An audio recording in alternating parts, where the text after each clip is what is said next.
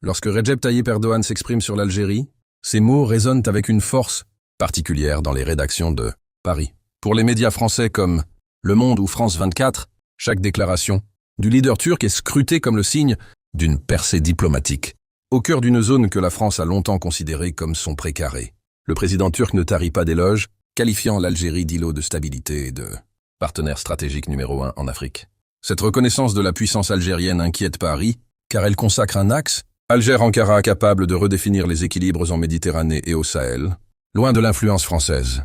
Sur le plan économique, l'ambition affichée d'atteindre 10 milliards de dollars d'échanges commerciaux sonne comme une alerte pour les entreprises françaises.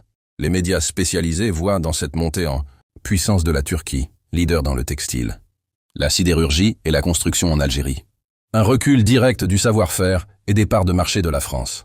Au-delà des chiffres, c'est sur le terrain de l'histoire que le discours d'Erdogan devient le plus piquant pour l'Élysée. En rappelant les 500 ans de liens fraternels datant de l'époque ottomane, il oppose une vision de partenariat d'égal à égal au passé colonial de la France.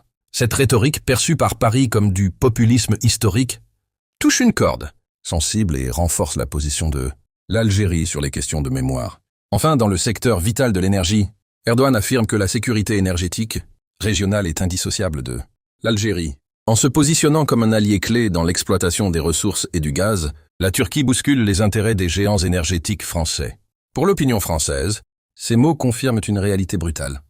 L'Algérie diversifie ses alliances et n'hésite plus à choisir des partenaires qui respectent sa souveraineté, marquant ainsi une nouvelle étape dans le déclin de l'influence traditionnelle de Paris. Pensez-vous que cette montée en puissance de l'influence turque en Algérie soit une rupture définitive avec le modèle de partenariat français?